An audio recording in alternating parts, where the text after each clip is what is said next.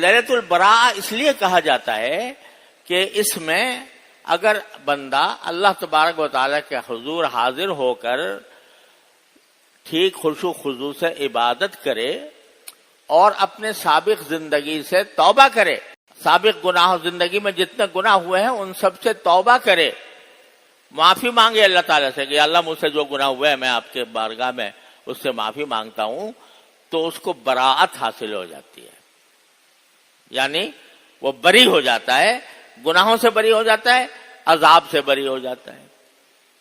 کیونکہ جو اللہ تبارک و تعالیٰ کا کرم یہ ہے کہ کوئی بندہ اگر 70 سال بھی مسلسل گناہوں میں مبتلا رہا ہو حقوق اللہ سے متعلق، اور پھر 70 سال کے بعد ایک دن سچے دل سے کہہ دے کہ استغفر اللہ ربی من کل ذنب واتوب الیہ، کہ اللہ میں آپ سے اپنے سارے گناہوں کی معافی مانگتا ہوں اور توبہ کرتا ہوں، تو اللہ تبارک و تعالیٰ اس کے گناہ سب دھو دیتے ہیں، معاف فرما دیتے ہیں۔ یہ اللہ تعالیٰ کا کرم ہے، اور یہ دروازہ اللہ تعالیٰ نے موت تک کھلا رکھا ہے۔ موت سے پہلے پہلے آدمی جتنا بھی گناہ کیے ہوں، اگر اللہ تبارک و تعالیٰ کے بارگاہ میں حاضر ہو کر سچے دل سے توبہ کر لے تو معاف ہے۔ تو ظاہر بات ہے کہ اگر کوئی مسلمان اس رات میں اللہ تبارک و تعالیٰ کی عبادت کر رہا ہے تو ظاہر ہے کہ وہ اللہ تعالیٰ سے اپنے گناہوں کی معافی بھی مانگے گا، اور جب معافی مانگے گا توبہ کرے گا اللہ تعالیٰ قبول فرما لیں گے، تو اللہ تعالیٰ قبول فرمائیں گے تو اس کو براءت حاصل ہو جائے گی، اس گناہ سے بری ہو جائے گا وہ، اس لیے اس کو شب براءت کہا جاتا ہے۔ لیکن اس کے گزارنے کا صحیح طریقہ جو ہے وہ یہ ہے کہ یہ راتیں ایسی ہوتی ہیں جن راتوں کے اندر اللہ تبارک و تعالیٰ نے فرمایا کہ خصوصی رحمتیں اللہ جل جلالہ کی نازل ہوتی ہیں، ان کو گزارنا چاہیے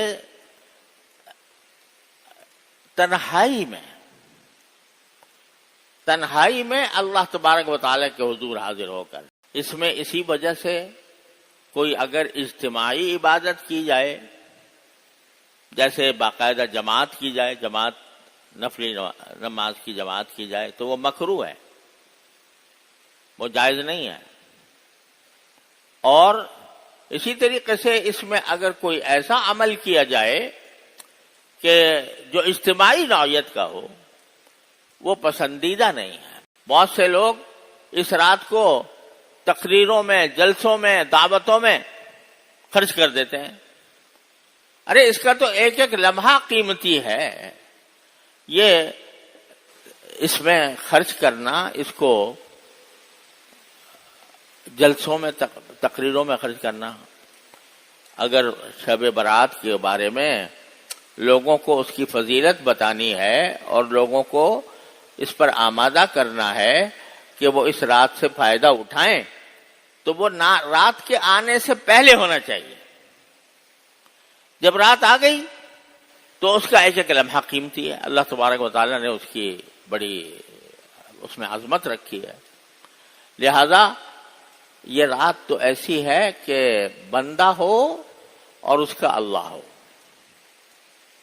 یعنی تنہائی میں بندہ اپنے پروردگار سے رابطہ قائم کرے، بندہ اپنے پروردگار سے تعلق جوڑے، کتنا ہی گناہگار ہو، کتنا ہی فاسق و فاجر ہو، کتنے بڑے بڑے گناہ اسے سرزد ہو گئے ہوں، لیکن اللہ تعالیٰ نے اپنے ساتھ رابطہ کرنے کو، اپنے ساتھ تعلق جوڑنے کو اتنا آسان بنا دیا ہے کہ کتنا ہی انسان گیا گزرا ہو، گناہوں میں لت پت ہو، اللہ تعالیٰ کہتے ہیں آ جاؤ، اسی حالت میں آ جاؤ اور میرے سامنے حاضر ہو کر مجھ سے معافی مانگ لو۔ ایک مرتبہ تم سچے دل سے کہہ دو گے کہ اللہ مجھے معاف کر دے، میں نے زندگی بہت گناہوں میں گزاری ہے، یا اللہ مجھے اپنی رحمت سے معاف فرما دے، تو یہ اللہ تعالیٰ فرماتے ہیں ایک لمحے میں تمہارے 70 سال کے گناہ معاف کر دوں گا، بشرطے کہ وہ حقوق اللہ سے متعلق ہوں، حقوق العباد اس طرح معاف نہیں ہوتا۔ تو اللہ تبارک و تعالیٰ نے اس طرح دروازہ کھولا ہوا ہے. تو یہ نہ سمجھے کہ بھئی ہم تو گناہ گار ہیں، خطا کار ہیں، ہم سے بہت سے گناہ ہوئے ہیں، ہم اللہ تعالیٰ کی عبادت نہیں کر پاتے، بے نمازی ہیں فرض کرو، بے نمازی ہیں. وہ سمجھے کہ بھئی میں کیا جاؤں گا اللہ میاں سے، میری کیا دعا قبول کریں گے اللہ تعالیٰ، میں تو گناہ گار ہوں، خطا کار ہوں. ارے ایسے گناہ گار خطا کار کی جو اپنے گناہوں اور خطاؤں پر نازم بھی ہو، اللہ تعالیٰ تو بہت جلدی قبول کرتے ہیں، اس کی بہت جلدی قبول کرتے ہیں کہ یہ میرا بندہ بھٹک کر میرے پاس آ گیا تو میں اس کو اپنی گود میں لے لوں گا. اللہ تبارک و تعالیٰ کی سنت یہ ہے.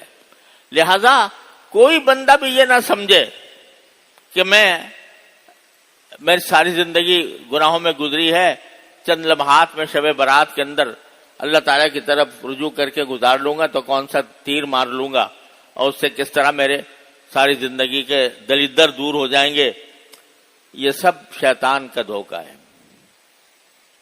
ارے چند لمحوں کے لیے چاہے حاضر ہو جاؤ، لیکن اللہ تبارک و تعالیٰ سے اپنا رابطہ قائم کر لو، نفلیں پڑھ کر لو، تلاوت کر کے کر لو، ذکر کر کے کر لو.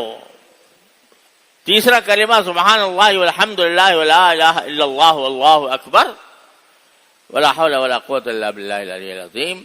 یہ کلمہ ایسا ہے کہ اس کے بارے میں احادیث میں آتا ہے کہ یہ گناہوں کے معاف کرنے کے معاملے میں یہ کلمہ اکسیر ہے. لہذا اس میں کرنا کیا ہے؟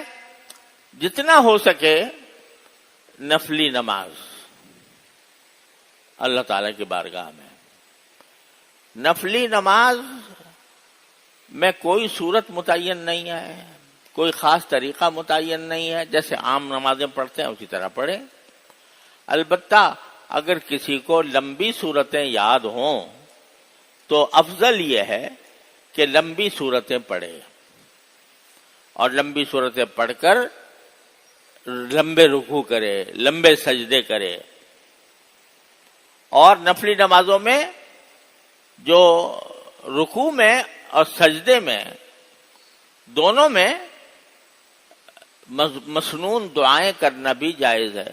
سبحان ربی العظیم، سبحان ربی الاعلیٰ تو کہتے ہی ہیں، اس کے ساتھ کوئی دعا جو ربنا آتنا فی الدنیا حسنۃ نہیں، یہی مانگ لو.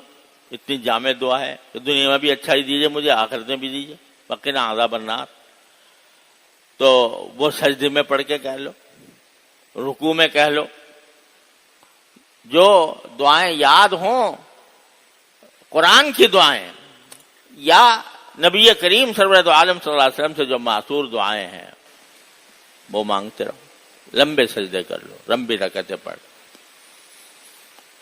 تو ایک تو نفلی نمازوں کی جتنا ہو سکے کثرت، دوسرے تلاوت قرآن کریم جتنا ہو سکے وہ کریں.